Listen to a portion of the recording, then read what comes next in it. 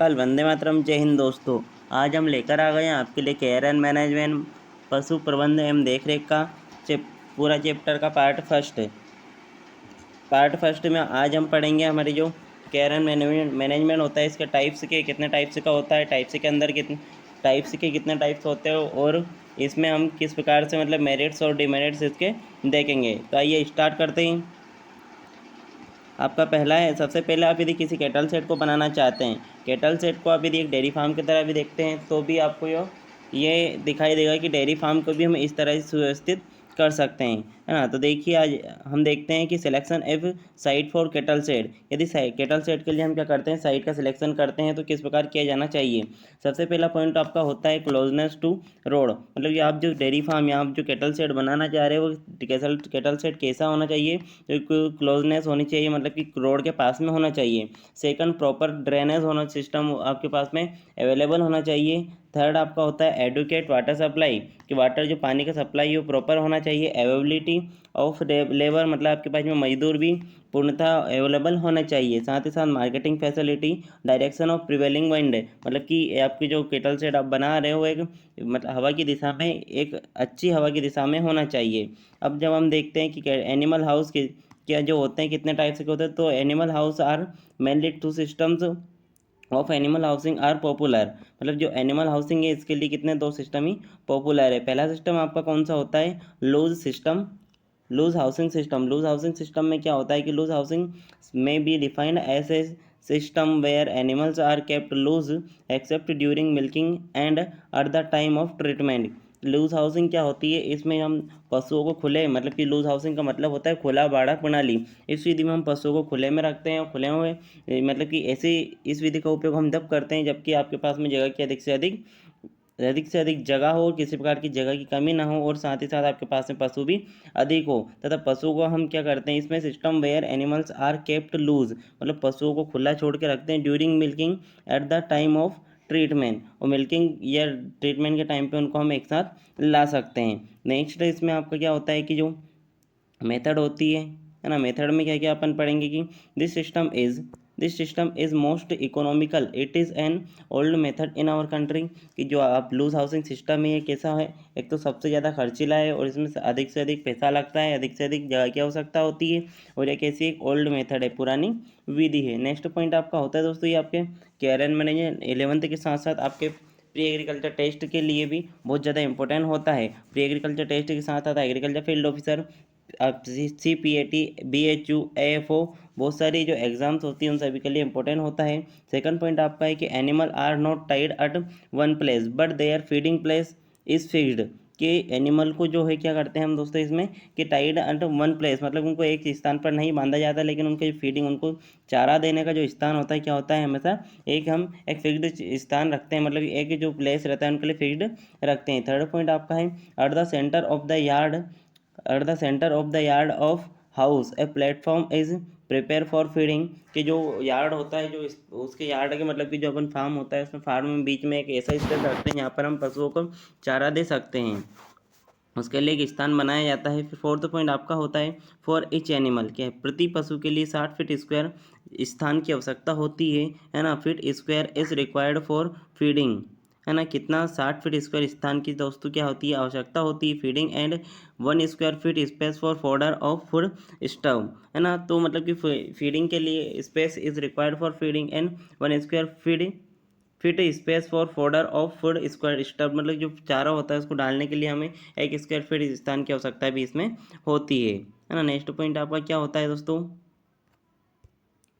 Fifth point आपका होता है कि देयर फॉर एवरेज, वैसे ये थ्योरी में होता है लेकिन मैं इसको पॉइंट में इसलिए लाया हूँ ताकि पॉइंट के हिसाब से आप इसको आसानी से याद कर सकें, है ना। Therefore average 100 feet square total space is required for इस एनिमल इन लूज हाउसिंग। दोस्तों ये लाइन नहीं है, ये क्या है, लूज है ना, लूज हाउसिंग सिस्टम। क्या होता है कि देयर फॉर एवरेज यदि हम औसत माने तो कितना 100 फीट स्क्वायर जो स्पेस होता है पशु के लिए इसमें मतलब कि स्क्वायर फीट जो होता है एवरेज स्पेस होता है। नेक्स्ट पॉइंट है दोस्तों आपका है for each animal 4 to 6 kg spread on the floor of house, मतलब 4 से 6 किलोग्राम स्प्रेड दोस्तों क्या होती है ऑन द फ्लोर। स्प्रेड का मतलब होता है दोस्तों आपका बिछाली, क्या बिचाली हम दोस्तों क्या रखते हैं 4 से 6 किलोग्राम दोस्तों हम बिचाली इसमें बिछाते हैं, है ना, पशुओं को। फिर आता है आपका दिस मोमेंट। फिर कहा था this method is used when this method is used when there are large number of animal. मतलब इस विधि का उपयोग हम क्या करते हैं, यहाँ पर पशुओं की संख्या कैसे होती है, अधिक होती है, एनिमल्स इन सफिशिएंट स्पेस, पशुओं की संख्या भी अधिक हो और साथ ही साथ क्या हो कि एनिमल, है ना, number of animal and sufficient space, और स्पेस मतलब कि जगह भी क्या हो, पर्याप्त अवेलेबल हो। नेक्स्ट होता है आपका at the point this method is good for health purpose and also facilities easy detection of heat. मतलब ये मेथड क्या होती है दोस्तों, जो हेल्थ पर्पस के लिए भी बहुत अच्छी होती है, और पशुओं के मतलब कि कभी किसी प्रकार की बीमारी होती है तो पशुओं को हम अलग कर देते हैं, और साथ ही साथ पशुओं के हर तरह से तापमान जो भी डिटेक्शन होता है, हर चीज़ की डिटेक्शन के लिए ये ईजी होती है, क्योंकि हम इसमें क्या करते हैं, पशुओं को कैप्ट करके नहीं रखते, मतलब टाइट करके नहीं रखते, बांध कर नहीं रखते हैं। और दोस्तों अपन ने कौन सी मेथड पढ़ी हुई है, ये वाली अपन ने लूज हाउसिंग मेथड पढ़ी है अभी ना। लूज हाउसिंग मेथड क्या होती है दोस्तों, अपन ने पढ़े ली खुला बाड़ा प्रणाली। नेक्स्ट आपकी होती है कन्वेंशियल मेथड। कन्वेंशियल मेथड को दोस्तों हम यदि हिंदी में देखें तो बंद बाड़ा प्रणाली के नाम से दोस्तों जानते हैं। बंद बाड़ा प्रणाली में दोस्तों अपन क्या करते हैं कि दोस्तों इसमें पशुओं को बांधकर रखा जाता है ना। इनको क्या है, animals are kept into closed place, tie at place and also feed at same place. मतलब पशुओं को बांधकर भी रखा जाता है ना, tied at place and also feed at same place, पशुओं को बांधकर भी रखा जाता है और खाना भी उनको एक ही स्थान पर दिया जाता है। This method is also called scientific method, है ना दोस्तों। इसके पहले जो हमने पढ़ी थी लूज हाउसिंग मेथड, उसे हम किस नाम से, ओल्ड मेथड के नाम से जानते हैं, या फिर असाइंटिफिक मेथड भी उसे हम बोल सकते हैं। लेकिन कन्वेंशियल मेथड जो होती है दोस्तों, क्या होती है, कन्वेंशियल मेथड है, कन्वेंशियल हार्न्स मेथड क्या होती है, इसे हम दोस्तों किस नाम से जानते हैं, साइंटिफिक मेथड या फिर स्टेक और स्टेचन मेथड के नाम से दोस्तों इसे हम जानते हैं। अब ये जो मेथड होती है दोस्तों कन्वेंशियल मेथड, फिर आपकी कितनी दो टाइप से की होती है। कन्वेंशियल मेथड्स को फिर अपन ने कितने टाइप्स में डिवाइड किया दोस्तों, दो दो टाइप्स में डिवाइड किया है। फर्स्ट आपका टाइप होता है the two types of conventional housing system are popular. First होता है सिंगल रो मेथड, सेकंड होता है आपका double row method. Single row method दोस्तों क्या होती है, जब पशुओं की संख्या कितनी 20, है ना। सिंगल रो मेथड क्या होती है, method is used to win नहीं है दोस्तों, क्या वेन है ना, when number of animals are not more than 20। मतलब 20 से अधिक यदि पशु नहीं है तो सिंगल रो मेथड का हम यूज करेंगे, और यदि 20 से अधिक यानी कि 30 से 40 यदि पशु होते हैं तो हम डबल रो मेथड का दोस्तों इसमें यूज करते हैं, है ना। अब जो डबल रो मेथड होती है इसे फिर हम दो पार्ट में डिवाइड करते हैं। फर्स्ट होता है माउथ टू माउथ, सेकंड होती है आपकी टेल टू टेल मेथड दोस्तों, है ना। आगे बढ़ते हैं, माउथ टू माउथ जो मेथड होती है ये आखिर में क्या होती है। इस मेथड में दोस्तों हम देखते हैं कि in this method animal are tied into two row in such a way then their mouth is fed in front of each other and tail towards the wall. मतलब इस विधि में दोस्तों क्या होता है, पशुओं के मुंह होते हैं वो आमने सामने होते हैं, लेकिन जो उनकी पूंछ होती है वो क्या होती है, दीवार की तरफ, मतलब कि विपरीत दिशा में होती है। In this method feed and fodder are placed by feed and fodder are placed by common rule. मतलब फीड एंड फोडर मतलब चारा जो होता है पशु के लिए, खाना चारा जो होता है दोस्तों, ये सब कुछ कहाँ से, एक रास्ते से दिया जाता है। And cleaning milking is done by different route. लेकिन जो क्लीनिंग और मिल्किंग होती है, पशुओं को जो मिल्किंग का कार्य किया जाता है दोस्तों, ये क्या होता है, एक अलग रास्ते के द्वारा किया जाता है।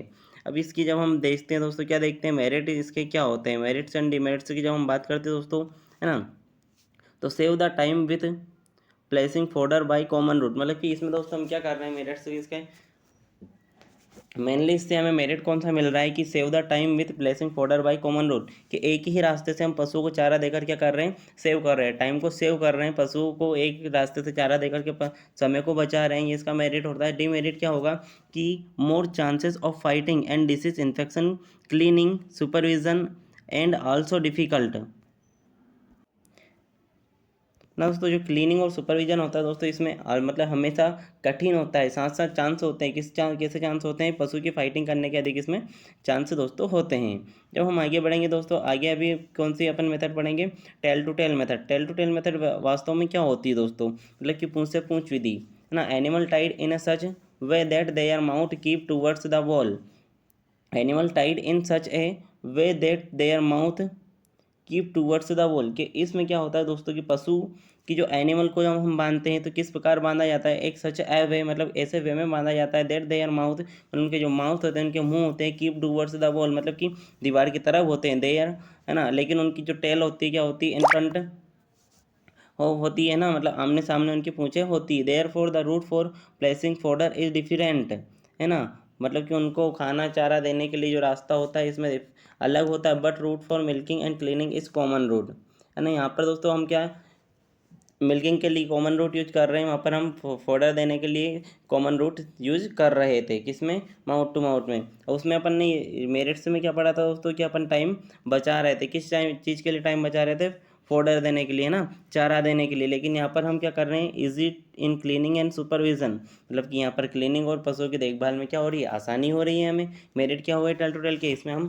पशुओं की देखभाल में हमें आसानी हो रही है। लेकिन जब हम देखते हैं डीमेरिट्स, डीमेरिट्स की जब दोस्तों हम बात करते हैं तो इसका डीमेरिट क्या होता है, टेक मच, एक मिनट दोस्तों ना, कि इसके डेमेरिट की जब हम बात करते हैं तो डीमेरिट क्या होता है, टेक मच टाइम, मतलब take much time for placing fodder, मतलब पशुओं को चारा देने में अत्यधिक समय लगाती है दोस्तों। इसमें पशुओं को चारा जब हम देते हैं इसमें अत्यधिक समय लगता है दोस्तों, है ना, बहुत अधिक समय यह ले लेती है। अब different measurement in all types of cattle set दोस्तों, तो ये वाला चार्ट जो आपको अलग से पूरा चार्ट हम अवेलेबल करवाएंगे, तो इस चार्ट को अभी ना पढ़ते हुए अपन थोड़े आगे बढ़ रहे हैं, है ना। चार्ट आपको, नेक्स्ट चार्ट आपका आपके सामने है। चार्ट है आपका space for different animals present in cattle shed, मतलब कि जो कैटल शेड में पशुशाला में जो पशु होते हैं, अलग अलग आकार के जो पशु होते हैं उनके लिए किस प्रकार हमें, मतलब कि उनको किस आकार की जगह हमें अवेलेबल करवाना होता है दोस्तों। तो पहली आपकी होगी 0 से 3 माह, मतलब 0 to 3 मंथ का जो एनिमल रहेगा उसके लिए हम कितना दोस्तों, मतलब काफ रहते हैं उस टाइम पर, इनको हम 20 to 25 फीट स्क्वायर इस जो अवेलेबल स्पेस अवेलेबल करवाते हैं। फिर जब होता है कौन सा आपका 3 to 6 मंथ, कौन सा 3 to 6 मंथ, तो उसको 25 to 30 feet square space available करवाएंगे। 6 to 9 मंथ का जो कॉफ रहेगा या फिर एनिमल रहेगा उसके लिए हम कितना 30 to 35 फीट स्क्वायर का स्पेस अवेलेबल करवाते हैं। 9 to 12 month 35 to 40 feet square, 1 year 40 to 50 feet square.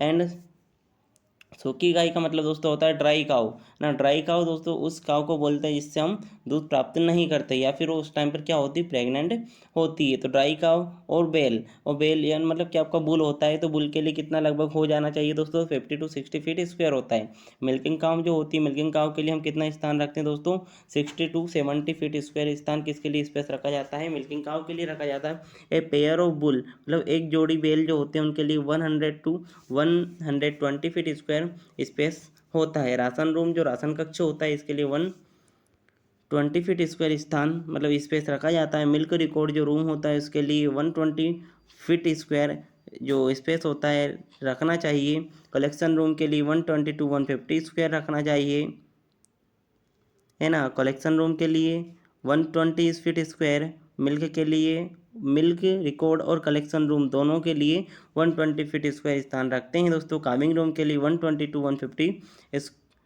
Square feet स्थान की आवश्यकता होती है ना, स्पेस अवेलेबल करवाना चाहिए। नेक्स्ट बढ़ते हैं हम आगे।